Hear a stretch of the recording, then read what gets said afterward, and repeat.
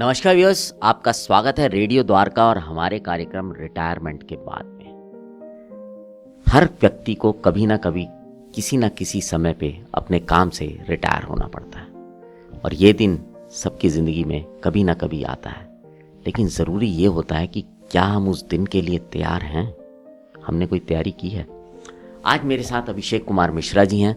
Abhishek ji Ahluwalia contracts India limited में काम करते हैं, वहाँ पर वो सेफ्टी मैनेजर हैं। अभिषेक जी, आपका बहुत बहुत स्वागत है रेडियो द्वारका में। धन्यवाद सर। अभिषेक जी, आप तो अभी बहुत यंग हैं, क्या उम्र है आपकी? सर अभी हमारा 38 ईयर्स है।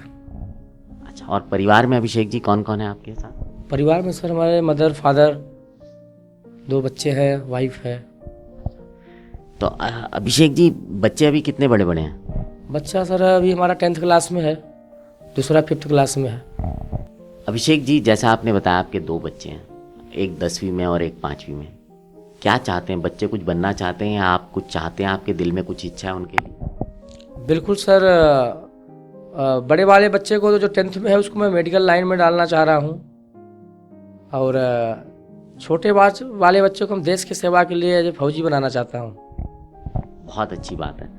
अच्छा, आपने बच्चों के लिए कुछ प्लानिंग कर रखी है, कुछ सेविंग वगैरह बच्चों को ध्यान में रखते हुए की है कि मेडिकल कराना चाहते हैं तो ज़रूरत होगी?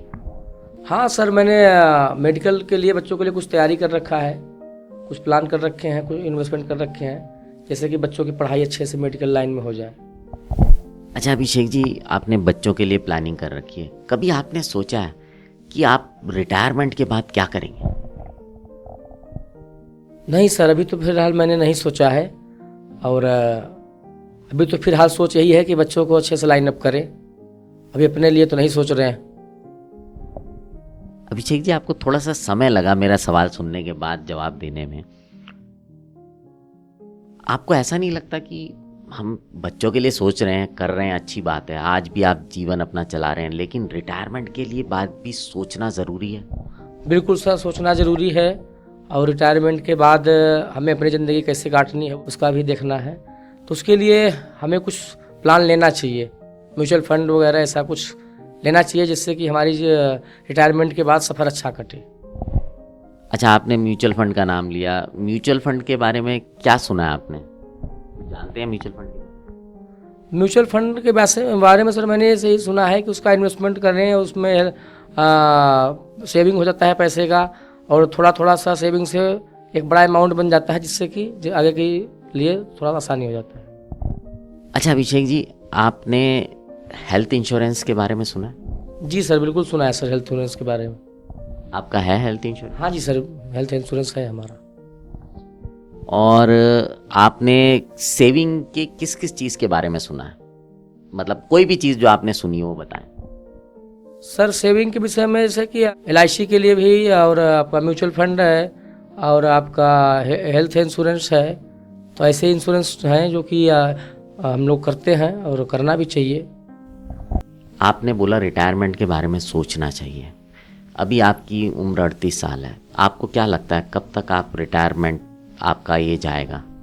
मुझे पता नहीं कंपनी में क्या रहता है।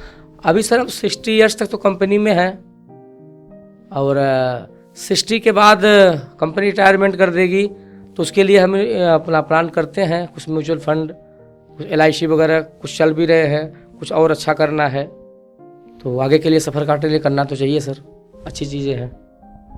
अच्छा, आपने आज हमारे ये जब हम बात कर रहे थे, इससे पहले कभी आपने या किसी ने आपको बोला था कि भाई रिटायरमेंट के बारे में भी सोचना चाहिए, या आपने सुना था? नहीं सर, ऐसा तो किसी ने आज ये मुझे बड़ा वो अच्छा भी लग रहा है कि एक भी पहल होनी चाहिए कि हम अपना प्री प्लान करके चलें कि हमें रिटायरमेंट के बाद क्या करना चाहिए। ये पहल सर आज मैं पहली बार सुना और रेडियो द्वारका में इंटरव्यू में सुन रहा हूँ और इस पर मैं अपनी जानकारी भी शेयर कर रहा हूँ। तो मैं पहली बार सुन रहा हूँ सर रिटायरमेंट का प्लान क्या है। प्री प्लान तो सबका है पर रिटायरमेंट के बाद क्या प्लान है मैं पहली बार सुन रहा हूँ सर। अच्छा, रिटायरमेंट के बाद ना जीवन में 2 चीज़ें होती हैं। एक तो क्या होता है कि आपके जो फिक्स्ड इनकम आ रही होती है वो बंद हो जाती है, उसके बाद आपके खर्चे होते हैं, और दूसरी जो चीज़ होती है ना, वो सबसे बड़ी बात होती है कि आप करोगे क्या। 60 साल तक तो रोज़ सुबह नौकरी पे जा रहे हैं, शाम को घर आ रहे हैं, 60 साल एक दिन हुआ, तो उस एक दिन में अब कहाँ जाना है उसके बारे में भी सोचा है? नहीं सर, ऐसा तो कुछ नहीं सोचा। आपके क्वेश्चन सर बिल्कुल अच्छे हैं और इस विषय में सोचना भी चाहिए और बहुत अच्छा क्वेश्चन है। ऐसा क्वेश्चन जो दिल खुश करने वाले क्वेश्चन है और हमें जानकारी भी लेना चाहिए इस विषय में, हमें क्या करना चाहिए। अभिषेक जी, आपने बहुत ही मैं कहूँगा अपनाया इस चीज़ को, इसको पॉजिटिवली लिया कि इन चीज़ों के बारे में सोचना चाहिए। वास्तव में ये विषय सोचने के हैं कि हम छोटी छोटी चीज़ों को प्लान करते हैं। हमें अपना सुबह जब हम निकलते हैं घर से तो ये प्लान करते हैं कि पहले कहाँ जाना है, वहाँ जाएंगे, ये करेंगे, वो करेंगे। लेकिन जो एक ज़िंदगी का सबसे बड़ा पड़ाव है, हो सकता है कई लोगों के जीवन में पड़ाव उनके एक्टिव काम करने से समय से ज़्यादा हो, लेकिन उसके लिए हमने कोई तैयारी नहीं की। हम बड़े होके अपना जीवन यापन कैसे करेंगे इसकी तैयारी हम बचपन से ही शुरू कर देते हैं, लेकिन हम रिटायर होने के बाद क्या करेंगे इस विषय में हम नहीं सोचते। ये सोचने का विषय है। और मैं जो भी इस कार्यक्रम को सुन रहा है, जैसे अभिषेक जी ने बहुत शिद्दत के साथ इस बात को माना कि हाँ मैंने नहीं सोचा था और सोचना चाहिए, तो आप भी सोचिए कि आप क्या करेंगे रिटायरमेंट के बाद। जब आप काम करना बंद करेंगे उसके बाद अपने जीवन को कैसे जिएंगे। अभिषेक जी, बहुत बहुत धन्यवाद समय देने के लिए। धन्यवाद सर। और काफ़ी अच्छा लगा ये क्वेश्चन आपका जो है, रिटायरमेंट के बाद का क्या प्लान है, तो बहुत अच्छा लगा सर। ज़रूर सोचेंगे और आगे भी लोगों को अवेयर करेंगे कि रिटायरमेंट के बाद क्या करना चाहिए।